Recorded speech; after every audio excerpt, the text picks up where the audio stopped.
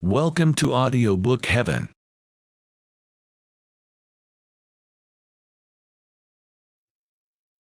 Oliver Twist by Charles Dickens. Chapter 18. How Oliver passed his time in the improving society of his reputable friends. About noon next day, when the Dodger and Master Bates had gone out to pursue their customary avocations, Mr. Fagin took the opportunity of reading Oliver a long lecture on the crying sin of ingratitude, of which he clearly demonstrated he had been guilty, to no ordinary extent, in wilfully absenting himself from the society of his anxious friends, and, still more, in endeavoring to escape from them after so much trouble and expense had been incurred in his recovery. Mr. Fagin laid great stress on the fact of his having taken Oliver in, and cherished him, when, without his timely aid, he might have perished with hunger, and he related the dismal and affecting history of a young lad whom, in his philanthropy, he had succored under parallel circumstances, but who, proving unworthy of his confidence and evincing a desire to communicate with the police, had unfortunately come to be hanged at the Old Bailey one morning.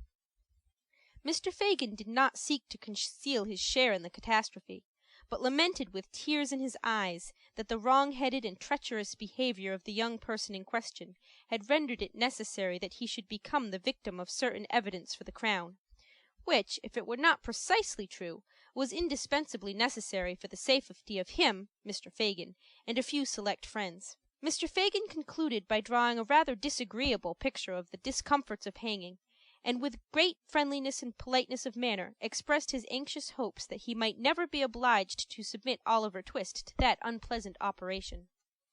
Little Oliver's blood ran cold as he listened to the Jew's words, and imperfectly comprehended the dark threats conveyed in them. That it was possible even for justice itself to confound the innocent with the guilty when they were in accidental companionship he knew already, and that deeply laid plans for the destruction of inconveniently knowing or over-communicative persons had been really devised or carried out by the old Jew on more occasions than one, he thought by no means unlikely when he recollected the general nature of the altercations between that gentleman and Mr. Sikes, which seemed to bear reference to some foregone conspiracy of the kind. As he glanced timidly up and met the Jew's searching look, he felt that his pale face and trembling limbs were neither unnoticed nor unrelished by that wary old gentleman. The Jew, smiling hideously, patted Oliver on the head, and said that if he kept himself quiet, and applied himself to business, he saw they would be very good friends yet. Then, taking his hat and covering himself with an old patched greatcoat, he went out and locked the room door behind him. And so Oliver remained all that day, and for the greater part of many subsequent days, seeing nobody between early morning and midnight, and left during the long hours to commune with his own thoughts, which, never failing to revert to his kind friends and the opinion they must long ago have formed of him, were very sad indeed. After the lapse of a week or so, the Jew left the room door unlocked, and he was at liberty to wander about the house. It was a very dirty place. The rooms upstairs had great high wooden chimney-pieces and large doors, with panelled walls and cornices to the ceilings, which, although they were black with neglect and dust, were ornamented in various ways. From all of these tokens, Oliver concluded that a long time ago, before the old Jew was born, it had belonged to better people, and had perhaps been quite gay and handsome, dismal and dreary as it looked now. Spiders had built their webs in the angles of the walls and ceilings, and sometimes, when Oliver walked softly in a room, the mice would scamper across the floor and run back terrified to their holes. With these exceptions, there was neither sight nor sound of any living thing, and often when it grew dark, and he was tired of wandering from room to room, he would crouch in the corner of the passage by the street door, to be as near living people as he could, and would remain there, listening and counting the hours, until the Jew or the boys returned. In all the rooms the mouldering shutters were fast closed. The bars which held them were screwed tight into the wood, the only light which was admitted stealing its way through round holes at the top, which made the rooms more gloomy and filled them with strange shadows. There was a back garret window, the rusty bars outside, which had no shutter, and out of this Oliver often gazed with a melancholy face for hours together. But nothing was to be descried from it but a confused and crowded mass of housetops, blackened chimneys, and gable ends.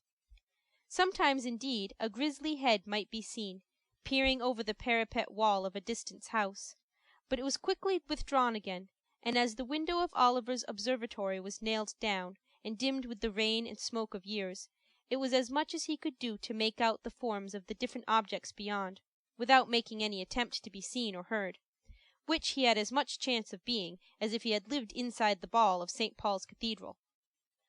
One afternoon, the Dodger and Master Bates being engaged out that evening, the first-named young gentleman took it into his head to evince some anxiety regarding the decoration of his person. To do him justice, this was by no means an habitual weakness with him, and with this end and aim he condescendingly commanded Oliver to assist him in his toilet straightway.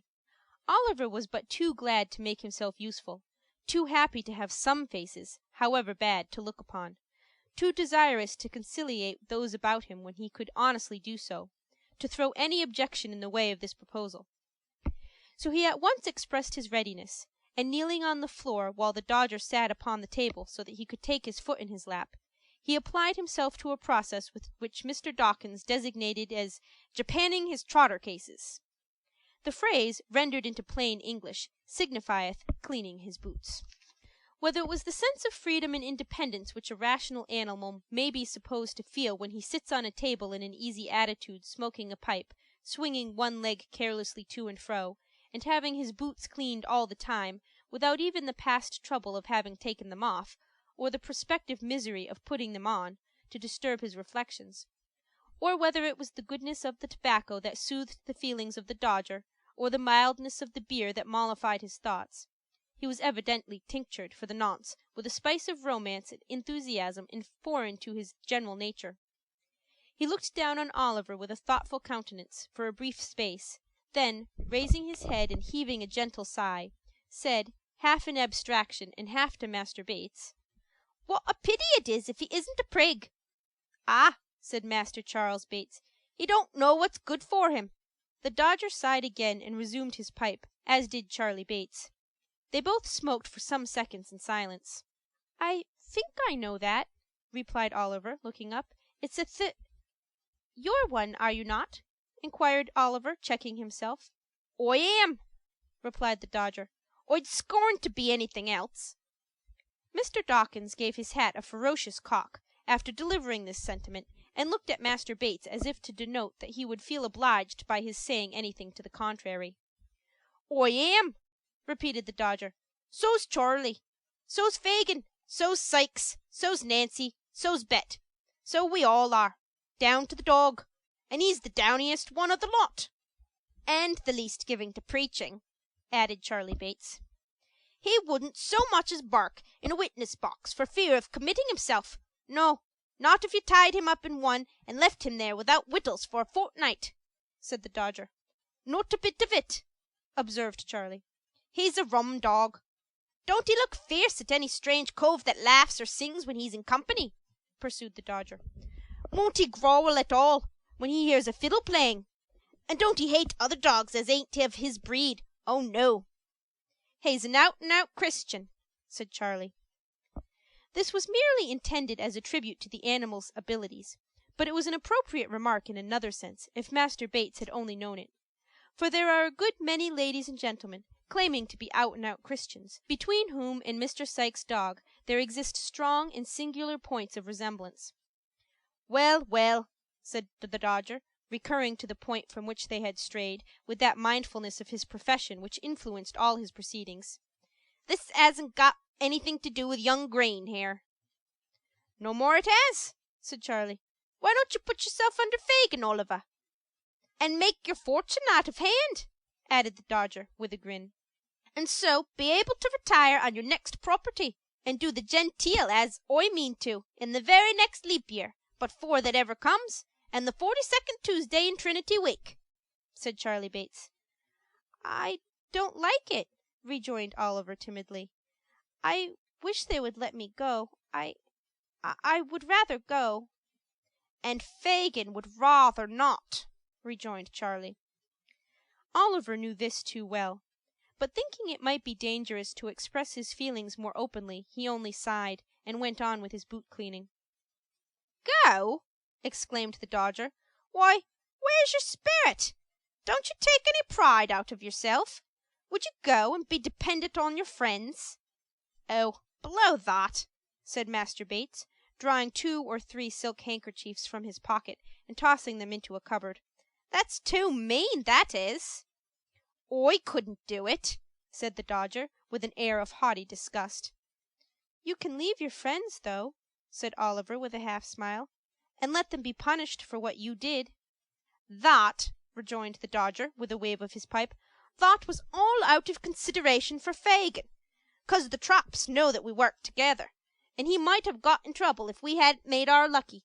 That was the move, wasn't it, Charlie?"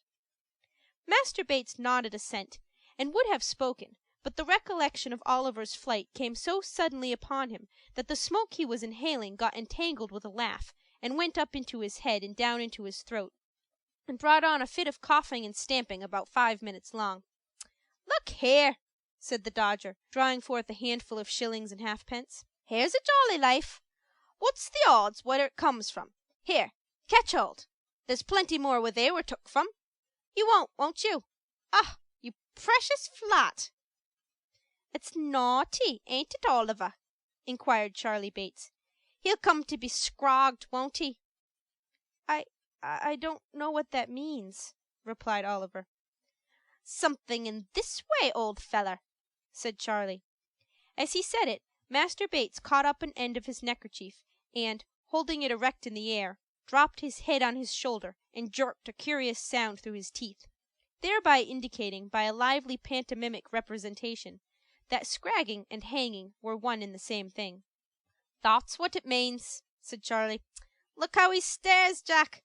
I never did see such prime company as 'ere boy. He'll be the death of me, I know he will." Master Charlie Bates, having laughed heartily again, resumed his pipe with tears in his eyes. "You've been brought up bad," said the Dodger, surveying his boots with much satisfaction when Oliver had polished them. "Fagin will make something of you, though, or you'll be the first he ever had that turned out unprofitable. You'd better begin at once, for you'll come to the trade long before you think of it, and you're only losing time, Oliver." Master Bates backed this advice with sundry moral admonitions of his own, which being exhausted, he and his friend Mr. Dawkins launched into a glowing description of the numerous pleasures incidental to the life they led, interspersed with a variety of hints to Oliver that the best thing he could do would be to secure Fagin's favor without more delay, by the means which they themselves had employed to gain it. "And always put this in your pipe, Nolly," said the Dodger, as the Jew was heard unlocking the door above, "if you don't take foggles and tickers." "What's the good of talking in that way?" interposed Master Bates. "You don't know what you mean." "If you don't take pocket handkerchers and watches," said the Dodger, reducing his conversation to the level of Oliver's capacity, "some other cove will, so that the coves that lose 'em will be all the worse, and you'll be all the worse too, and nobody a ha'porth the better, except the chap what gots them, and you've just as good a right to them as they have." To be sure," said the Jew, who had entered unseen by Oliver. "It all lies in a nutshell, my dear. In a nutshell. Take the Dodger's word for it. Ha, ha! He understands the catechism of his trade." The old man rubbed his hands gleefully together as he corroborated the Dodger's reasoning in these terms, and chuckled with delight at his pupil's proficiency. The conversation proceeded no farther at this time, for the Jew had returned home accompanied by Miss Betsy and a gentleman whom Oliver had seen before, but who was accosted by the Dodger as Tom Chitling, and who, having lingered on the stairs to exchange a few gallantries with the lady, now made his appearance. Mr. Chitling was older in years than the Dodger, having perhaps numbered 18 winters. But there was a degree of deference in his deportment toward that young gentleman which seemed to indicate that he felt himself conscious of a slight inferiority in point of genius and professional acquirements. He had small, twinkling eyes, and a pock-marked face, wore a fur cap, a dark corduroy jacket, greasy fustian trousers, and an apron. His wardrobe was, in truth, rather out of repair, but he excused himself to the company by stating that his time was only out an hour before, and that, in consequence of having worn the regimentals for 6 weeks past, he had not been able to bestow any attention on his private clothes. Mr. Chitling added, with strong remarks of irritation, that the new way of fumigating clothes up yonder was infernal unconstitutional, for it had burnt holes in them, and there was no remedy against the county. The same remark he considered to apply to the regulation mode of cutting the hair, which he held to be decidedly unlawful. Mr. Chitling wound up his observations by stating that he had not touched a drop of anything for 42 mortal, long, hard-working days, and that he wished he might be busted if he warn't as dry as a lime-basket. "Where do you think the gentleman come from, Oliver?" inquired the Jew with a grin, as the other boys put a bottle of spirits on the table. I don't know, sir," replied Oliver. "Who's that?" inquired Tom Chitling, casting a contemptuous look at Oliver. "A young friend of mine, my dear," replied the Jew. "He's in luck, then," said the young man, with a meaning look at Fagin. "Never mind where I come from, young'un. You'll find your way there soon enough, I'll bet a crown." At this sally the boys laughed. After some jokes on the same subject, they exchanged a few short whispers with Fagin and withdrew. After some words apart between the last comer and Fagin, they drew their chairs towards the fire, and the Jew, telling Oliver to come and sit by him, led the conversation to the topics most calculated to interest his hearers. These were the great advantages of the trade, the proficiency of the Dodger, the amiability of Charley Bates, and the liberality of the Jew himself. At length these subjects displayed signs of being thoroughly exhausted, and Mr. Chitling did the same, for the house of correction becomes fatiguing after a week or two. Miss Betsy accordingly withdrew, and left the party to their repose. From this day Oliver was seldom left alone, but was placed in almost constant communication with the two boys, who played the old game with the Jew every day. Whether for their own improvement or Oliver's, Mr. Fagin best knew. At other times the old man would tell them stories of robberies he had committed in his younger days, mixed up with so much that was droll and curious, that Oliver could not help laughing heartily, and showing that he was amused in spite of all his better feelings. In short, the wily old Jew had the boy in his toils.